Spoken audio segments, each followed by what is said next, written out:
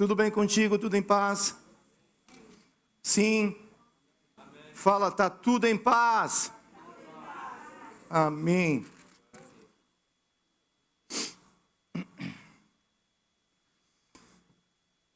Nós queremos abençoar os nossos filhos que estão aí se movendo para o MPD, que ali possa ser uma escola de profetas naquele lugar. Que o Senhor daí levante pastores, profetas, mestres, evangelistas, para continuar a obra que o Senhor tem nos confiado. Amém? Glória a Deus. Nós estamos em uma sequência de mensagens sobre a igreja. A primeira mensagem que nós falamos foi basicamente fundamentar o que é a igreja. A igreja tem um fundador. A igreja tem alguém que criou a igreja. O centro da igreja é Cristo Jesus. E a partir daí é que nós podemos entender um pouco mais do que é essa igreja. Eu creio que esse entendimento pleno e completo, somente na glória nós teremos. Enquanto nós estamos aqui, nós estamos continuamente aprendendo o que é ser igreja. Para mim praticar algo, primeiro eu preciso receber o conhecimento. Sem conhecimento, Jesus fala que o povo perece. Então nós precisamos receber o conhecimento para poder aplicar isso de maneira correta. A segunda mensagem nós falamos sobre a necessidade, a igreja é formada por discípulos. O que é um discípulo? Um discípulo é um seguidor de Cristo, é alguém que tem no seu coração o desejo de ser igual ao seu Senhor. E o discípulo, ele é formado, e uma das características que o discípulo precisa ter é a perseverança, é perseverar na verdade, perseverar na doutrina, perseverar na comunhão, perseverar no processo, né? Porque como nós nos relacionamos com pessoas imperfeitas, normalmente quando acontece o atrito, se eu não tenho um coração de discípulo, eu acabo separando, eu acabo me distanciando dos relacionamentos, quando na verdade a palavra nos chama para conectar, estarmos conectados. Por isso que a terceira palavra nós falamos a respeito da necessidade da igreja ter unidade. É um tema que nós precisamos pautar sobre ele, entender esse tema, para que eu possa praticar. O que é a unidade de espírito, o que é a unidade de corpo, o que é a unidade de fé? Nós precisamos compreender essas coisas para viver a igreja. Porque quando o meu irmão tem um conflito comigo, automaticamente se quebra a unidade de corpo. E isso é um efeito dominó, que vai quebrando a unidade de fé e a unidade de espírito. Então eu preciso ir lá, através do esforço, e reatar esse relacionamento. Lembra que a unidade de espírito, ela é trabalhada, ela é preservada por mim. Cristo já conquistou ela na cruz do Calvário. E falou que eu e você somos pacificadores. Alguém que tem paz na caminhada. Alguém que, onde tem um conflito, entra com o reino para estabelecer esse princípio que é a paz. Onde há paz, há governo de Deus. Onde há paz, há comunhão com Deus. E nós precisamos entender isso. E nós vivemos em um mundo conflitivo. E até dentro de casa nós temos conflitos, ou não temos? Temos ou não temos? Relacionar é um desafio muito grande. Então, o pacificador é aquele que não foge do conflito, mas ele persevera para que a paz seja conectada. Domingo passado a pastora Nilka falou sobre a necessidade do crescimento.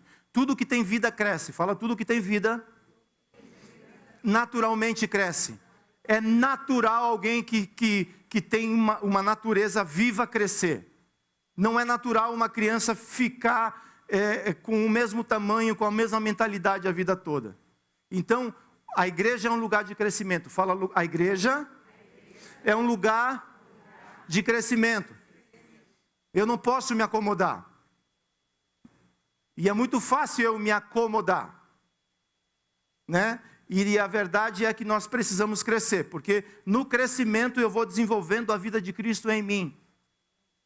E é onde esse caráter de discípulo ele é desenvolvido. E hoje eu quero falar sobre o que é a igreja, em mais um tema que a igreja é a casa de Deus, a porta dos céus. Gênesis 28, 17 fala assim: e temendo disse, quão temível é este lugar, é a casa de Deus, é a porta dos céus.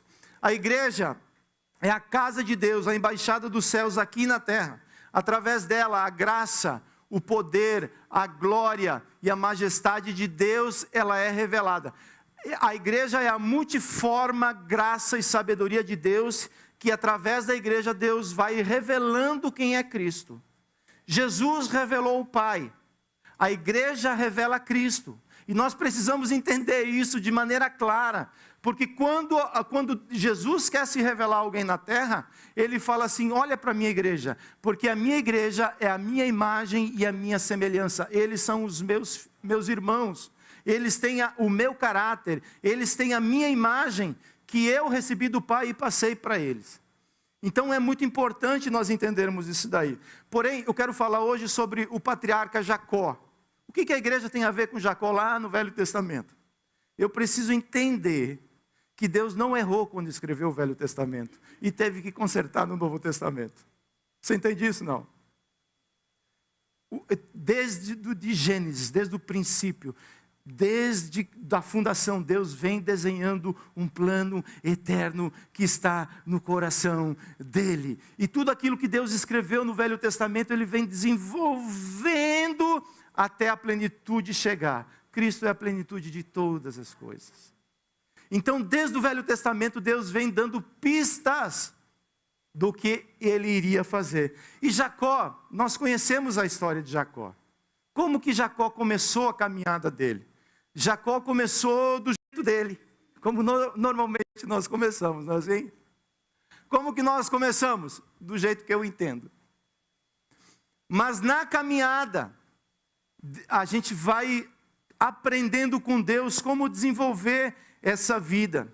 E Jacó, debaixo da palavra do pai dele, ele sai da casa dele, porque no lugar que ele estava, o lugar que Jacó estava se tornou um lugar conflitivo. Jacó tinha conflito com o pai, tinha conflito com o irmão. Então o pai dele fala assim: vai para a casa de Labão e lá busque uma esposa para você. Uma boa desculpa para resolver a situação, né? Mas na verdade o que estava acontecendo é que Isaac estava enviando Jacó para um propósito maior. E ele sai de Berseba e vai até Harã, e nesse processo, ele, no final do dia, cansado da jornada, ele chega em um lugar, a Bíblia não relata qual é o lugar, ele pega uma pedra para descansar. E quando ele dorme, ele teve uma visão. E é sobre isso que eu quero falar nessa manhã. O que Jacó viu? Aquilo que Jacó viu, o que tem a ver conosco hoje? E eu peço graça para que o Espírito Santo possa conectar todas essas coisas. O céu na terra, o que nós cantamos aqui, né? Existe uma conexão. Deus conectou o céu na terra. E a terra está conectada nos céus. E Jesus, ele é essa conexão. Tá certo? E ele fala assim: este lugar é Betel, casa de Deus. Bet-El, casa de Deus. El, não Hel. El. Ok? É a casa de Deus, o lugar onde a presença de Deus está. Nós precisamos entender o que nós estamos fazendo aqui, gente. Sabe? Nós estamos na presença do Senhor. Isso não é um negócio religioso. Isso é vida. Quando eu estou adorando aquele que está assentado no trono. É vivo, é ao vivo o negócio, gente. E nós precisamos entender isso daí. Jacó, quando ele teve esse entendimento, ele falou: cara, isso vai mudar a minha vida. O Deus que eu escutava os meus pais falarem, agora eu tive um encontro com Ele. E Ele está me dizendo que esse lugar que eu estou é lugar da presença dEle. Isso muda o coração de Jacó. Isso muda o coração de cada um. E eu quero ler com vocês o contexto que está lá em Gênesis capítulo 28, a partir do verso 10. Posso ler? Vamos ler. Jacó partiu de Berseba e seguiu para Harã. Quando chegou a certo lugar, ali passou a noite, porque o sol já se havia posto. Pegou uma das pedras do lugar, fez dela o seu travesseiro e se deitou ali mesmo para dormir. E sonhou, eis que estava posto na terra uma escada cujo topo atingia o céu, e os anjos de Deus subiam e desciam por ela. Verso 13, eis que o Senhor estava perto dele e lhe disse, eu sou o Senhor, Deus de Abraão, seu pai, e Deus de Isaque. A terra em que agora você está deitado, eu a darei a você e a sua descendência. A sua descendência será como o pó da terra. Você se estenderá para o oeste, para o leste, para o norte e para o sul. Em você e na sua descendência serão benditas todas as famílias da terra. Eis que estou com você e guardarei por onde quer que você for. Farei com que você volte para esta terra, porque não o abandonarei até que eu cumpra aquilo que lhe prometi. Quando Jacó despertou do sono, disse, na verdade o Senhor está neste lugar, e eu não sabia. E temendo disse, quão temível é este lugar, é a casa de Deus, a porta dos céus. Na manhã seguinte Jacó levantou-se de madrugada, pegou uma pedra que havia usado como travesseiro, e a pôs em pé como coluna, e sobre o topo dela derramou azeite, e ao lugar da cidade que antes se chamava Luz, deu o nome de Betel. Jacó fez um voto dizendo, se Deus for comigo e me guardar nesta jornada que empreendo, e me der pão para comer e roupa para vestir, de maneira que eu volte em paz para a casa de meu pai, então o Senhor será meu Deus, e a pedra que pus como coluna será a casa de Deus, e de tudo que me concederes, certamente darei o dízimo. Vamos orar. Senhor, no nome de Jesus, eu quero clamar por conhecimento, por revelação, por entendimento daquilo que a tua palavra está falando. Eu sei que eu sou limitado, mas o teu Espírito está aqui para falar em mim e através de mim. Então, meu Deus, no nome de Jesus, que este lugar possa ser um lugar onde os famintos se reúnem para poder se alimentar do pão que vem do alto, o maná que vem do trono da tua graça. Eu não tenho nada para oferecer aos meus irmãos, mas o teu Espírito Santo pode proporcionar um banquete aqui nessa manhã, e é dessa maneira que nós cremos que o Senhor assim irá fazer. O Senhor irá nos saciar e nos suprir, ó Deus, com todas as provisões espirituais necessárias, e é no nome de Jesus que eu oro e agradeço. O povo de Deus diz, amém. Vamos lá, vamos conectar o Velho Testamento com o Novo Testamento, já que o céu conecta a terra e a terra o céu. O que isso tem a ver com a igreja? Tem tudo a ver. Nós sabemos que Jacó, ele é o pai dos 12 patriarcas, certo? O quarto filho de Jacó é o filho de Judá, de onde veio a descendência de Davi. Do trono de Davi viria o rei que iria governar eternamente. E quando Jacó, ele teve esse sonho, ele teve essa revelação, e a pedra que ele estava encostado, a pedra que ele dormiu, ele pega essa pedra, e coloca ela como coluna, e derrama sobre ela o azeite. Jacó ali estava profetizando algo que viria a se cumprir em Cristo Jesus. A pedra é Cristo. O Espírito Santo seria derramado sobre a igreja. E é onde a igreja ela é edificada. Então isso tudo tem um significado profético que iria se cumprir em Cristo Jesus. Por isso que Jacó fala assim, isso daqui é Betel. Jacó tinha um conhecimento pleno do que ele estava falando? Claro que não. É a porta do céu na terra. Ele entendia isso daí? Não entendia. Só que a porta um dia chegou e falou assim, eu sou essa porta que Jacó profetizou. Eu sou essa pedra que Jacó profetizou. Eu sou essa verdade que Jacó profetizou. E depois de mim virá o óleo que será derramado sobre essa pedra. E essa pedra vai ser cheia, vai ser multiplicada por todas as gerações. Então nós precisamos entender o que nós estamos fazendo como igreja. Existe um propósito sobre a igreja. Eu não venho para cá simplesmente para poder, no domingo de manhã, escutar alguém que às vezes eu gosto e às vezes eu não gosto. Eu sou a igreja. Existe um propósito de Deus sobre a minha vida para estar aqui hoje. Sou igreja aqui, sou igreja na minha casa, sou igreja, igreja. Então essa igreja não é somente quando a congregação se reúne. Essa é uma particularidade da igreja. Mas a igreja também se reúne nas casas. A igreja também se reúne sozinha com Cristo. Eu sou a pedra que Cristo, através dela, me tornou uma casa de sacrifício vivo. Quando Jesus ele olha para Pedro e fala assim: Pedro, eu sou a rocha. Mas você é o quê? Você é uma pedra, Pedro. E sobre essa rocha eu vou te colocar. E sobre essa rocha tem outras pedras. E sobre essa rocha tem outras pedras. E é assim que a igreja ela é construída. De rocha em rocha, estabelecida em cima de Cristo Jesus.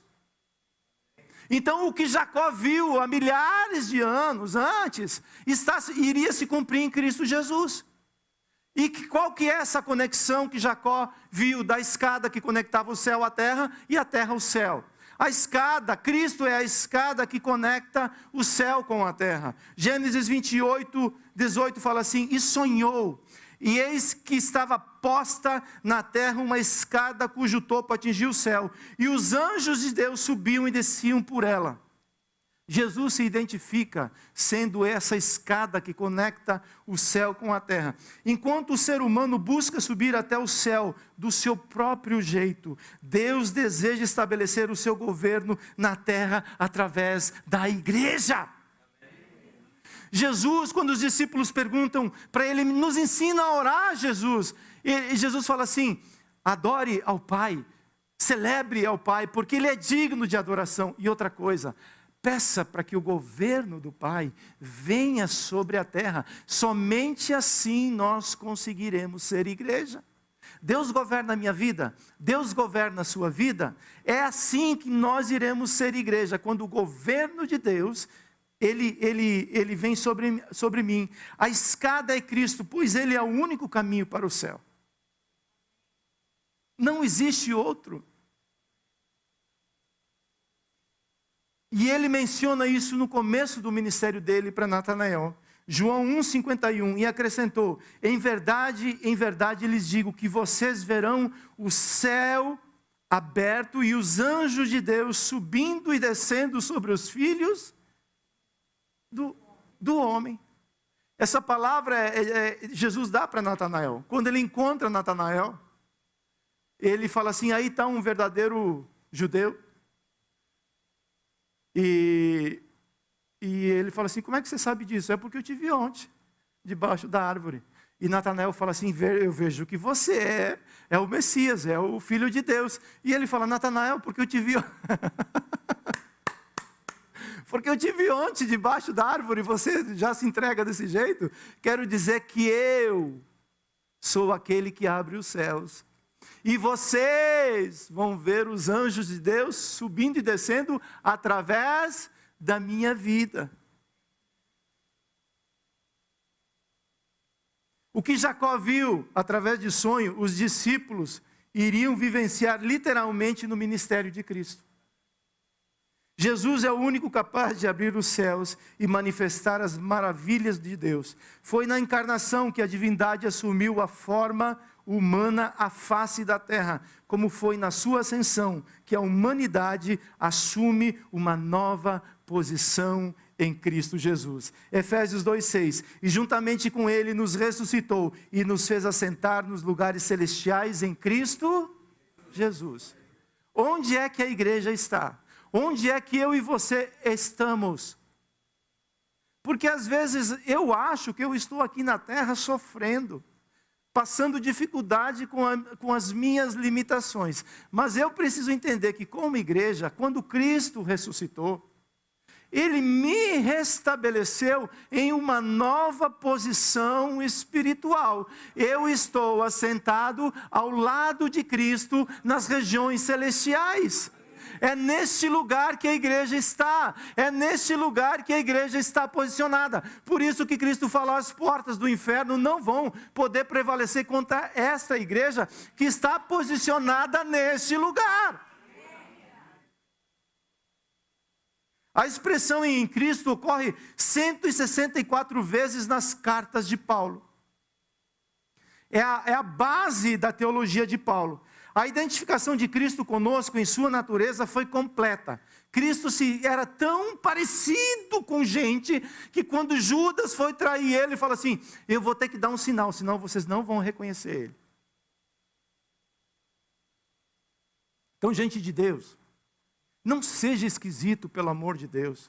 Não fale de maneira esquisita, não atue de maneira esquisita, não vista de maneira esquisita para dizer que você é alguém. Não é isso que te caracteriza, não é isso que me caracteriza. O que me caracteriza como filho de Deus é ser gente que ama a Cristo.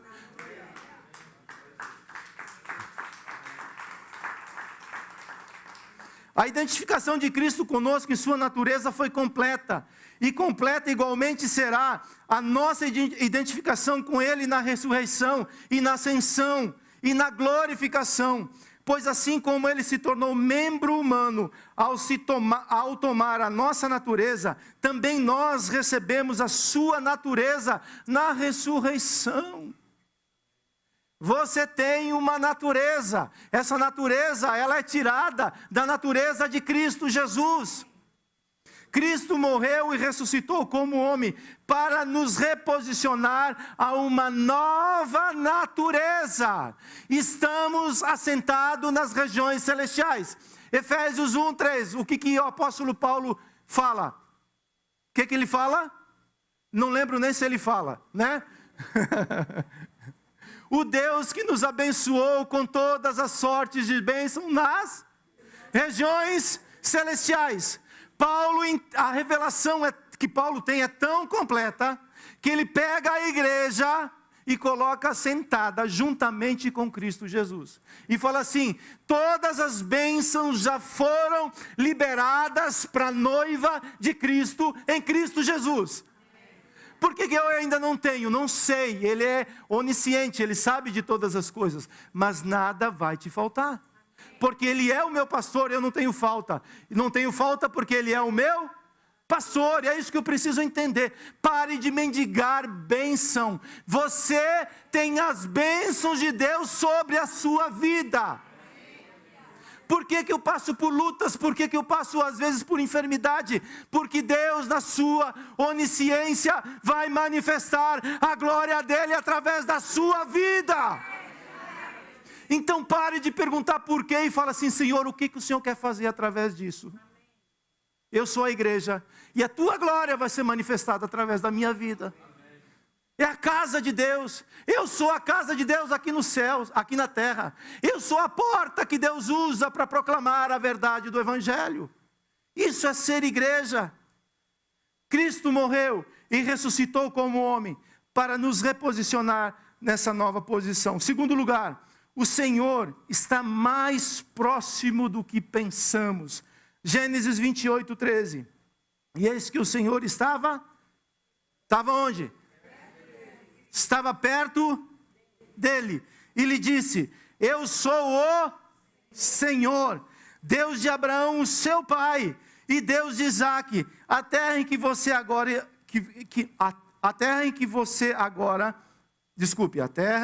agora você está deitado, eu a darei a você e a sua descendência.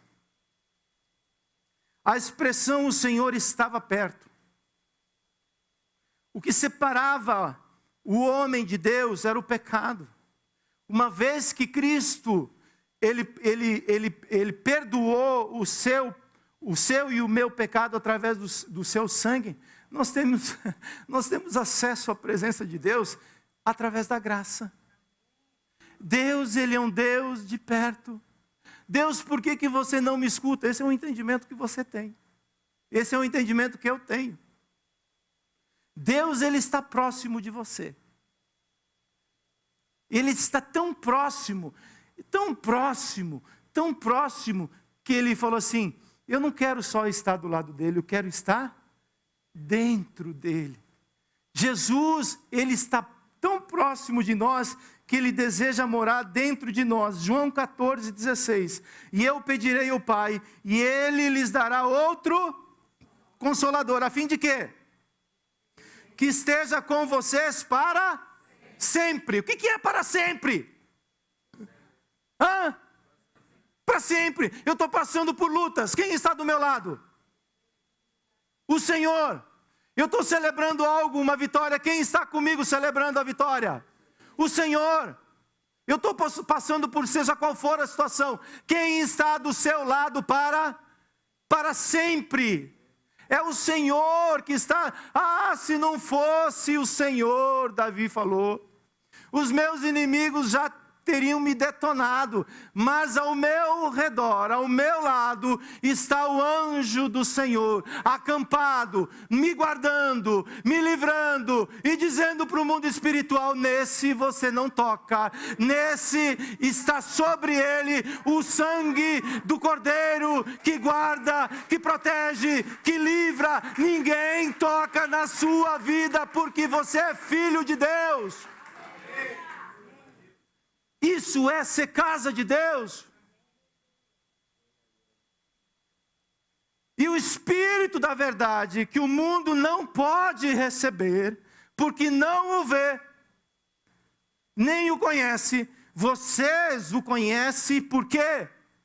Porque ele habita com vocês e estará com vocês para sempre. É possível você morar com alguém e não conhecer essa pessoa? Tudo é possível, né? Mas normalmente quando você passa muito tempo com a pessoa, essa pessoa tende a te conhecer. Tem coisas que às vezes eu acho que a minha mulher, ela é onisciente.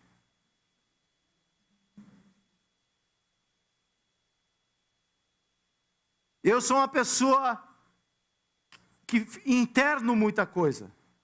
Eu inverno em mim mesmo. Para depois falar ou agir. Então, dependendo da situação, ela fala assim, o que você está pensando? Ela quer entrar na minha mente, ela quer entrar no meu ser, ela quer extrair de mim alguma informação que eu não quero dar. Eu conheço o fulaneto. Não é assim? Se dá risada, né, Wesley? É. O Espírito Santo é o Paracleto, aquele que está dentro de você e te guia ao seu lado para o caminho da verdade. Antes de Cristo, o Espírito Santo vinha sobre algumas pessoas para capacitar por um propósito específico e por um tempo determinado. E Jesus fala assim, é muito pouco. É muito pouco. O que eu vou fazer deles morada. Eu vou fazer deles tabernáculo de Deus. Eu vou morar dentro deles. Amém. Por isso que Deus fala para Moisés, constrói um tabernáculo, Moisés. Mas eu quero falar para vocês que eu não habito em casas feitas por mãos de homens. Moisés, isso é só um exemplo do que realmente vai acontecer no tabernáculo do Pentecostes. Eu vou vir sobre eles, eu vou derramar sobre eles o meu Espírito e vou fazer deles morada de Deus na terra por onde eles andarem. É isso que é o Espírito da verdade. E esse Espírito da verdade, ele é derramado sobre nós na ressurreição de Cristo, onde nos tornamos morada, somos ensinados, somos escoltados pelo Espírito e transformados pelo Espírito da verdade. Esse encontro com a verdade que Jacó teve, transformou a vida dele. Eu sei que o processo de transformação é um processo de transformação. E depois desse encontro, Jacó passou 20 anos ainda fazendo coisa de Jacó. Fazendo coisa de Jacó. E no final dessa palavra a gente vai entender o que aconteceu. Por que Jacó deixou de ser Jacó para se tornar Israel? Tá certo? Terceiro lugar, a presença de Deus gera temor. Gênesis 28, 17, a parte A. E temendo disse, quão temível é este lugar. Qual lugar que é esse, gente? Às vezes, a gente não permite uma criança subir aqui, não é porque esse lugar é santo. Porque aqui é só alguns que podem subir. Se você quiser subir e vir para cá, fica à vontade. O motivo pelo qual a gente pede para não deixar a criança vir para cá, é porque isso tem um valor alto. Aquilo tem um valor alto. Aquilo tem um valor alto. Para somente não quebrar. Isso tem um valor alto, você sabe, você pagou. Criança não tem noção. Criança pega um negócio, espeta aqui, queima uma tela dessa. Ô pai, me perdoa, pastor, o meu filho, desapercebidamente, ele fez isso. Só que tem que trocar. O perdão não paga. O cara que você vai comprar, ele fala assim, verdade, pastor, mas é X.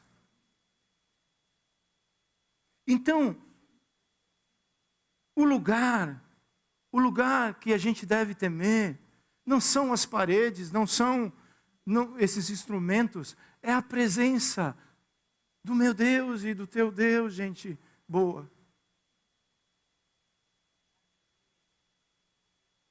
Quando Moisés ele se aproxima de Deus, Deus fala assim, Moisés, stop. Você realmente quer se aproximar, Moisés? Então tira as sandálias dos teus pés.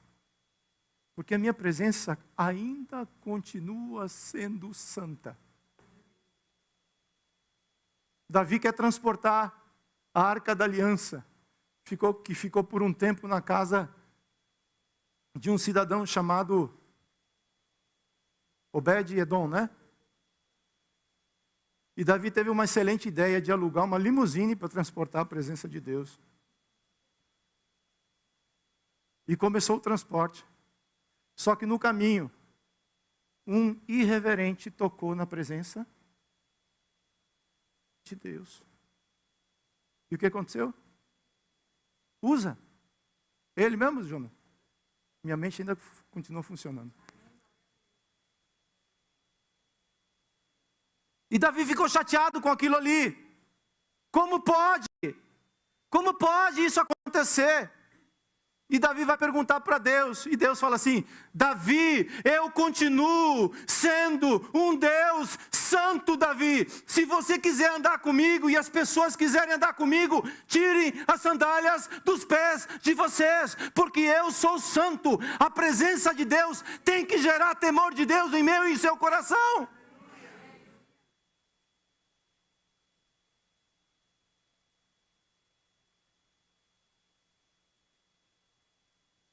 É o temor de Deus que gera reverência. A reverência nos ensina como nos comportar diante de alguém revestido de poder. Quando você está diante de uma pessoa que tem poder, você não pode agir de qualquer maneira.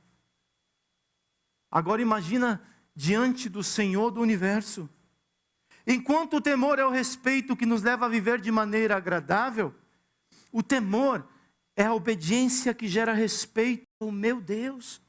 Provérbios 1:7, o temor do Senhor é o princípio do saber, mas os insensatos desprezam a sabedoria e o ensino. O temor do Senhor é o tema central do livro de Provérbios, e quem escreveu Provérbios foi Salomão. Quando você pega os primeiros 4 capítulos de Salomão, de Provérbios, você vê Davi discipulando Salomão. Você quer ter uma boa doutrina para ensinar teu filho, está escrito lá.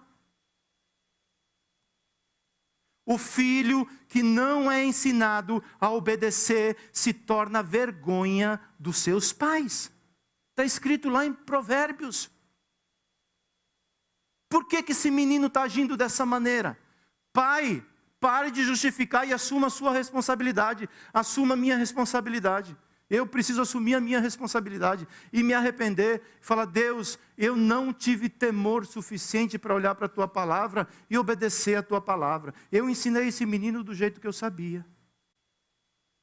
Mas só que Davi não fez isso. Davi ensinou Salomão andar no temor e na obediência ao Senhor.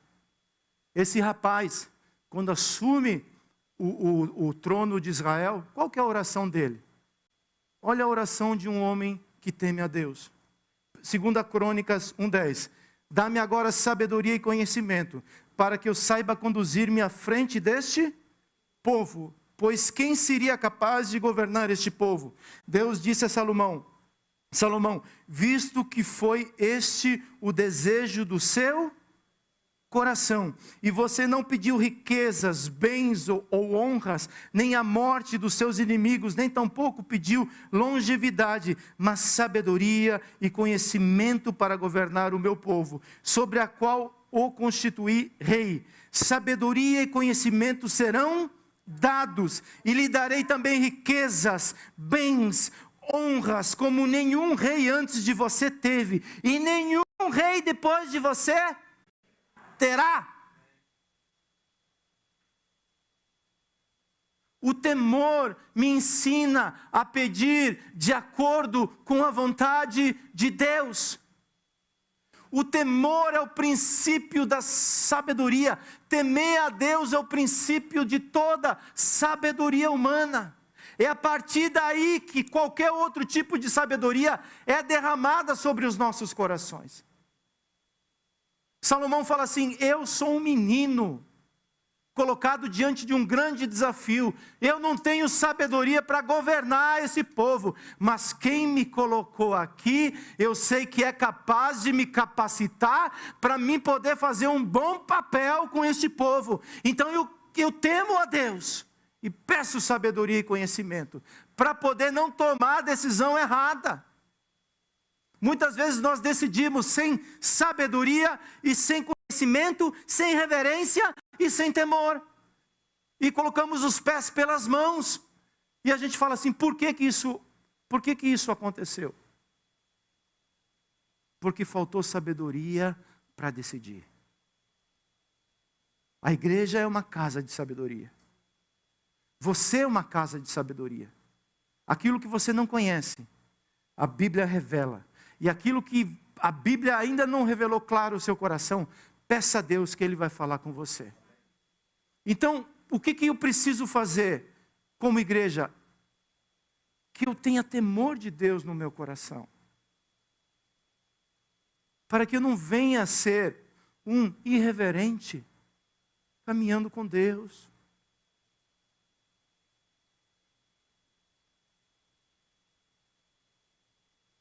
A palavra fala sobre 10 virgens.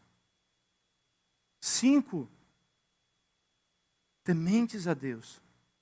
E 5 seguindo a vida.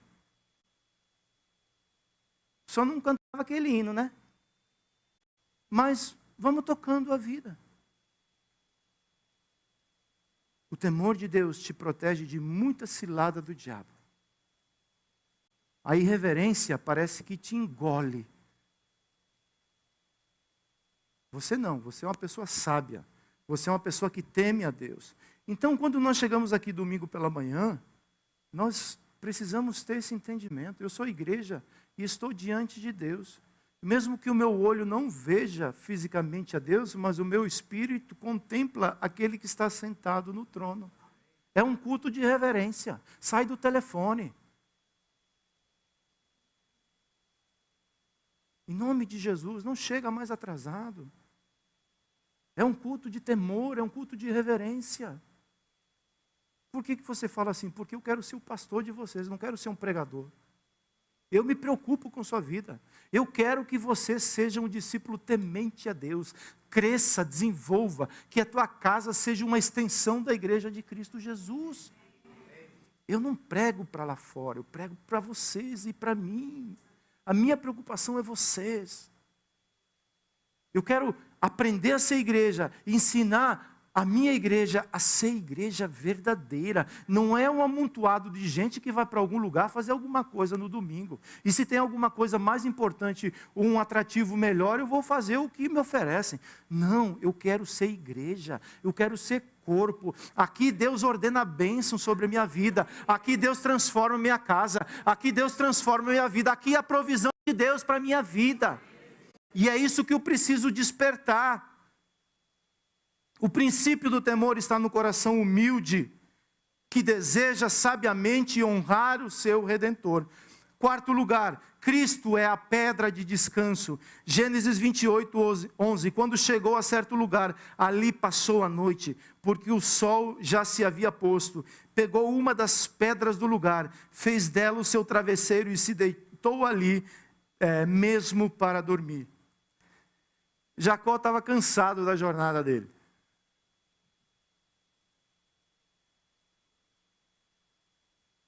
Você entende o que significa essa frase? Jacó cansou da sua jornada. É possível que eu e você, ou alguém que está nos escutando, esteja cansado da jornada. Esteja exausto pelas dificuldades. Cansado da espera. Mas a Betel para Jacó foi casa de descanso. Onde ele dorme, 7, 8 horas de sono, repousa o físico, mas também renova o espírito. Esse é um lugar de descanso. O sono físico restaura a energia, mas somente o sono espiritual produz descanso. Como Jacó, que buscou descansar encostando sua cabeça em uma pedra, também tinha um discípulo chamado João, que ele procurava o mestre para quê?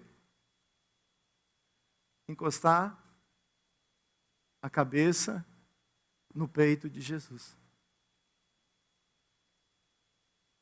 E quando alguém queria perguntar alguma coisa para Jesus, quem era o veículo usado para conversar com Cristo? Quem? Eu não creio que Jesus falou, João, você, encosta aqui, João.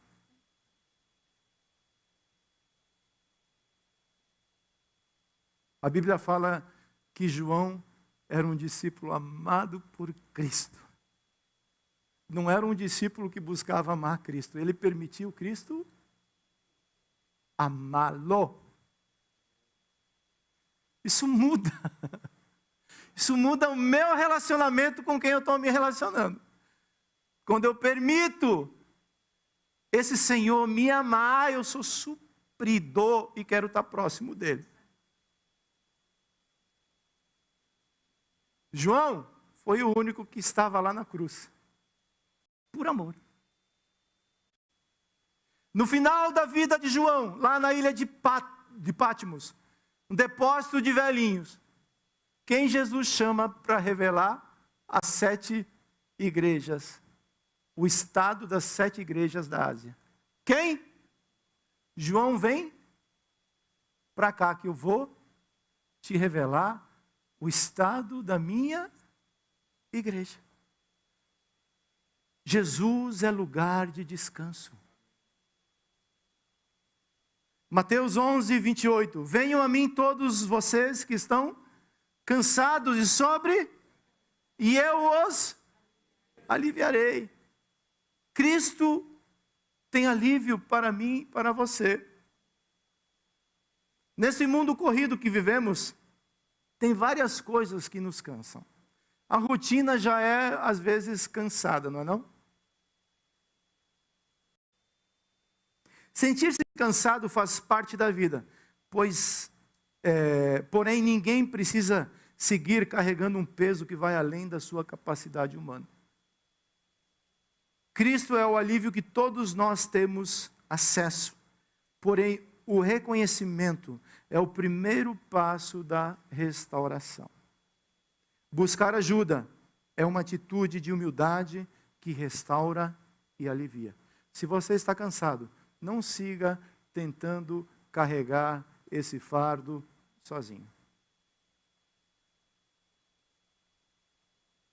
Diariamente, você tem acesso a esse lugar. Fala, Jesus? Fala, Jesus? Eu estou aqui hoje para trocar o meu fardo. Pesado, que tem me cansado para receber o teu, que é leve e suave. Troca, literalmente troca esse fardo. Você não precisa sair daqui hoje carregando esse fardo, seja emocional, seja físico ou seja espiritual. Fala assim: Cristo, na cruz você levou todos os meus fardos. E é isso que eu preciso entender. Existe descanso na presença de Deus. E agora, de maneira prática, em Betel é onde os pactos são confirmados, enquanto no Vale de Jaboque é onde nos rendemos completamente à vontade de Deus. Betel é um lugar de firmar pactos. Gênesis 28, 20. Jacó fez um pacto, dizendo: se Deus for comigo e me guardar nessa jornada que empreendo, e me der pão para comer e roupa para vestir, de maneira que eu volte em paz para a casa do meu pai. Então o Senhor será o quê? O Senhor será o meu Deus. E a pedra que pus como coluna será casa de Deus. E de tudo que me concederes, certamente te darei o dízimo. Deus tem um pacto com o homem e espera que o homem assuma o seu pacto com ele. Se você prestar atenção, tudo que é duradouro e saudável é constituído por pessoas que honram os seus pactos. Casamento é um pacto. Você se arrepende do pacto que você... Vou tomar água aqui, acabou aqui.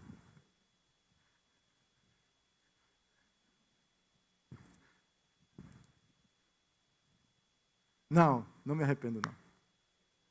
I don't like all the time, but I love it. É assim, gente. Deus, quando ele estabeleceu a igreja, no coração de Deus, Ele deseja que a igreja sejam pessoas compactuadas. Pessoas que tenham pacto com Deus e uma com as outras. Esse é o caráter de Deus. Deus não é alguém vulnerável que hoje quer e amanhã desiste. Pacto firmado. Se fizer sol, estamos juntos. Se não, se chover, vem para debaixo da minha guarda-chuva e nós vamos passar essa chuva juntos. Estamos juntos. Como você coloca lá no WhatsApp? Estamos juntos. É nós. Não é assim? Esse meme é maravilhoso. Mas na hora do vamos ver, é aí onde realmente o que Jesus ensinou vem à tona. Mateus 5,37. Que a palavra de vocês seja o quê? Sim, sim, não, não. E o que passar disso? Procedência? Você é do maligno? Não. Certa resposta. Eu também não sou do maligno. Mas às vezes eu não cumpro o que eu falo. Eu assumo um compromisso. Estamos juntos, é nós na fita. Quando a quinta, sexta, é nós. Estou junto.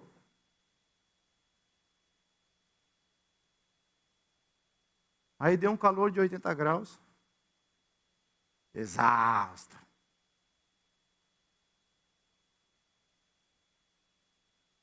Nós precisamos pensar o que é ser igreja, gente boa. Eu dei a minha palavra? Dei a minha palavra? Então agora o que tem que acontecer? Agora eu estou junto nesse processo. Mantenha a palavra. Isso é ser uma pessoa de pacto. Eu não consigo fazer. Não dá para mim. tal. É melhor falar do que assumir e não cumprir. Porque senão você fala e não cumpre, você fala, você não. Eu falo e não cumpro, falo e não cumpro, o que acontece? As pessoas perdem a confiança. Aí quando você promete alguma coisa que você está falando e não cumpre, é retirado de você a confiança. Aí você é chamado para pregar a palavra de Deus. Por que a pessoa tem que crer naquilo que eu estou falando? Se a minha palavra, ela é instável. Vocês entendem a dimensão que isso abrange, o que é ser igreja? Literalmente, em todos os momentos. E é isso que nós precisamos entender. Então, Betel, igreja, é lugar de pacto. É lugar de gente que tenha o entendimento que aquilo que está sendo feito é algo consciente. Eu falei que eu vou.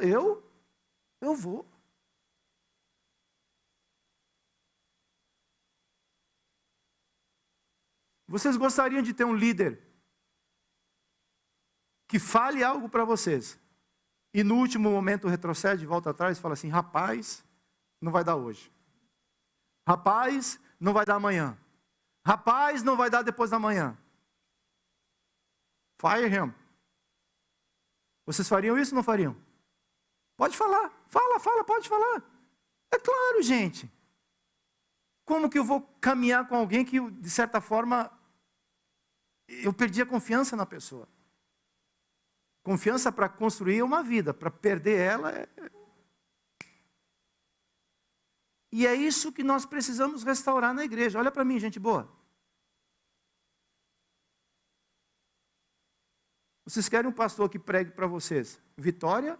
Ou vocês querem um pastor que pregue para vocês palavra de Deus? E é para esse lugar que nós precisamos ir. Isso é uma exortação que traz vida e transformação. As pessoas vão chegar aqui no nosso meio e falar assim, ih, rapaz, esse povo não é melhor que ninguém não, mas é diferente.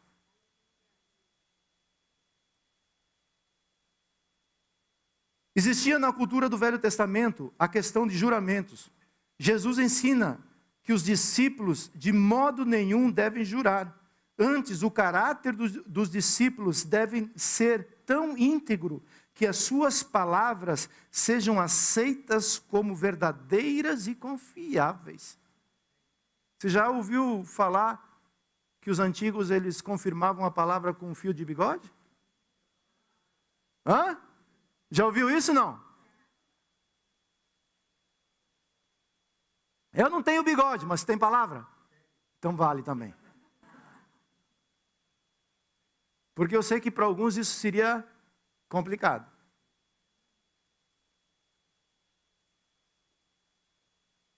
A tua palavra é o teu documento. A palavra de Cristo é o documento que Ele deixou para nós, dizendo, eu não volto atrás naquilo que eu prometi para vocês.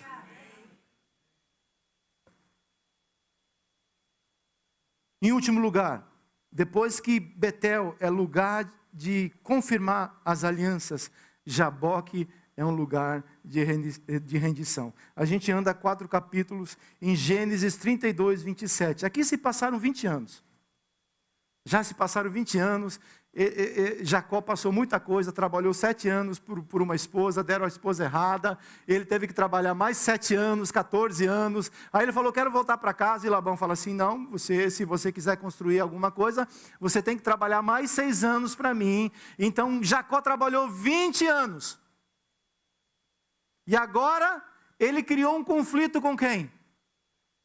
Com Labão. E Labão sai atrás dele buscando Jacó. E Jacó entendeu, não tem como seguir fugindo a vida inteira. Não tem como seguir fugindo a vida inteira de Deus. Eu entendi que hoje eu preciso me render. Você entende isso, não? Porque às vezes a gente corre de um lado, corre de outro. Ai, aqui, acolá, e não sei o quê. Mas só que chega um momento que eu vou ter que me render. Gênesis 32, 27. Então o homem perguntou, como você se chama? Como você se chama? Deus está perguntando para você hoje, como você se chama? Qual é o teu nome? Deus não sabe? Deus não sabe? O Criador não sabe qual é o teu nome? Não sabia qual era o nome de Jacó? Sabia ou não sabia? Mas ele precisava ouvir da boca de Jacó: eu sou um suplantador. Até então, até hoje eu tenho agido assim. Beleza. Seu nome não será mais, e sim, sabe o que significa Israel? Deus prevalece. Você vai deixar Deus prevalecer na sua vida, meu irmão? Você vai se entregar hoje e vai dizer: Deus, até aqui eu lutei com as minhas forças e cansei. Os recursos esgotaram. Como aquela mulher do fluxo de sangue que por 12 anos ela tentou de tudo. Até um dia ela fala assim: eu só quero uma coisa, só vou tocar nas vestes deles. Porque se eu me render e tocar nas vestes dele, hoje vai acontecer um milagre na minha vida.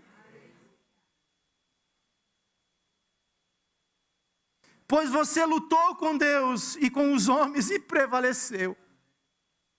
Parece que Jacó teve mais força que Deus, né? O texto dá a entender. Mas a força de Jacó foi reconhecer a sua fraqueza. Quando Jacó falou assim: eu me rendo. Só que tem um detalhe: eu não te solto mais, até que você mude a minha história. Você lutou com os homens, Jacó, eu sei. E até tirou alguma vantagem. Mas Jacó, a partir de hoje, a sua vantagem é se render aos meus pés.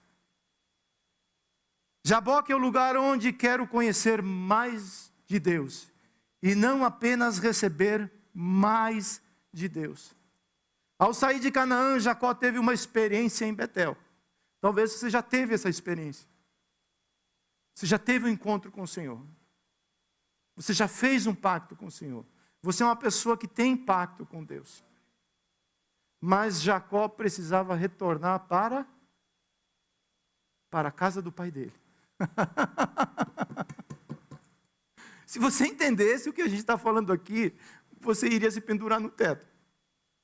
Em Betel, Jacó fez pacto com Deus. E ficou 20 anos na terra de Labão. Só que Jacó precisava voltar para Canaã, que é a casa do pai dele. Para voltar para a casa do pai, é preciso passar pelo vale de Jaboque, onde acontece a transformação. Porque na casa do pai, nós somos filhos, semelhantes a Cristo Jesus.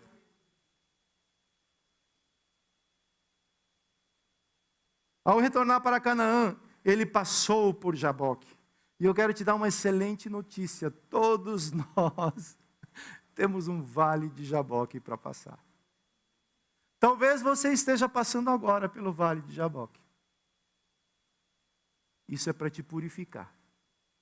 Isso é para te transformar.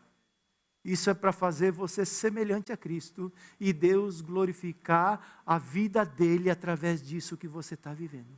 Se está vivendo no vale de Jaboque, eu estou aqui para dizer que nesse vale o Senhor está contigo. Você não está sozinha.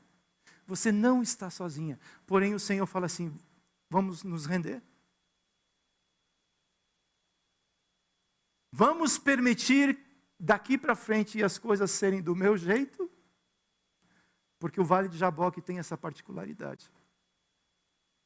Eu entro Jacó no vale de Jaboque e saiu Israel. É onde Deus prevalece.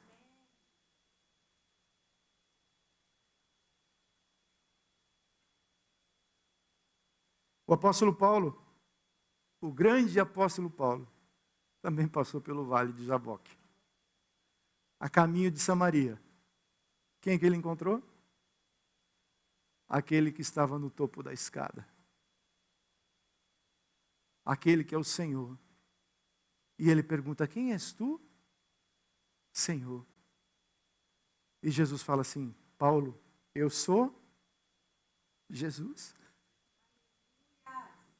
Eu sou Jesus, Paulo, a quem você persegue. Mas a partir de hoje, eu vou fazer de você um Israel. A partir de hoje, Paulo, você vai aprender o que é se render ao Deus vivo. Vou fazer de você, Paulo, algo que você nunca imaginou. Jaboque é lugar de transformação. É onde eu chego, Saulo, e saio dali um apóstolo de Cristo Jesus. Olha o que esse homem transformado fala. Logo já não sou eu quem vive, mas Cristo vive em mim. E esse viver que agora tenho na carne, vivo pela fé no Filho de Deus que me amou e se entregou por mim. Conclusão, a igreja é a casa de Deus, onde Cristo é o cabeça e nós somos integrantes do seu corpo. Cristo é o centro de tudo. Ele é a escada que nos dá acesso ao reino dos céus. Após triunfar sobre todo principado e potestade, confiou-nos o privilégio de sermos a igreja. Efésios 1, 22. E sujeitou todas as coisas debaixo dos pés de Cristo. E para ser o cabeça de todas as coisas, o deu à igreja, a qual é o seu corpo, a plenitude daquele que a tudo enche em todas as coisas.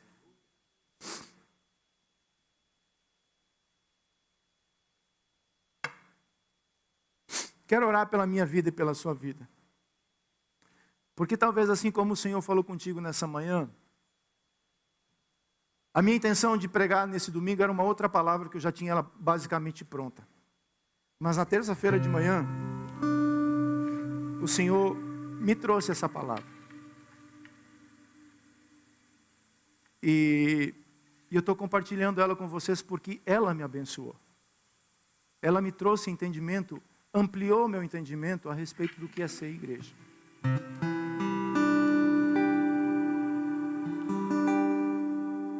E Deus quer fazer da sua vida e da minha vida esse Betel, essa casa de Deus. A transformação, ela não é dolorosa. A transformação, ela é necessária. Doloroso é seguir fazendo as coisas do meu jeito. Doloroso é seguir tentando ajeitar as coisas da minha maneira. Isso cansa, isso exaure, isso gera uma série de situações. Mas é quando eu falo, eu me rendo, Senhor. Eu me rendo. Eu me rendo completamente. Porque quem se rende ao Senhor também tem o favor de Deus. Depois desse vale de Jaboque, é quando Jacó se encontra com o irmão dele, Esaú. O irmão que vinha tinindo, querendo comer Jacó com ketchup. Depois que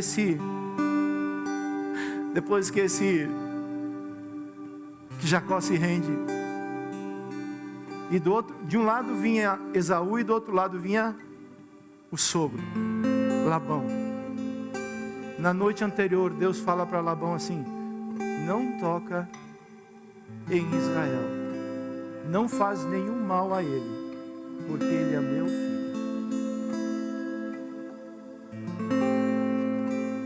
É isso que Deus faz comigo e faz com você. Não toca, não vai tocar. E Labão se aproxima de Jacó e fala: Jacó, eu vim pronto para te detonar, mas na noite passada o teu Deus falou comigo para mim não fazer mal nenhum a você. E a partir desse momento, Jacó, Israel, se torna um homem totalmente usado por Deus e transformado pelo Senhor. Coloque-se de pé, por favor.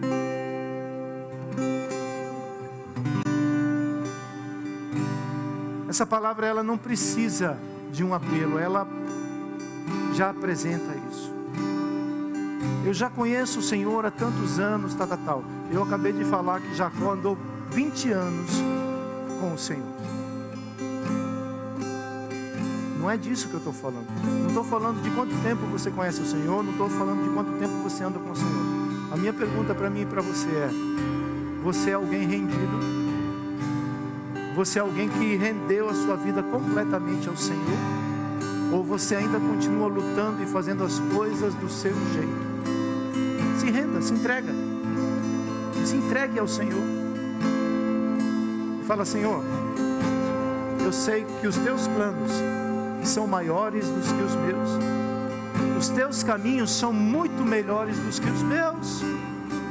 Os teus planos são de paz e de futuro e de esperança. E são esses planos que eu quero viver.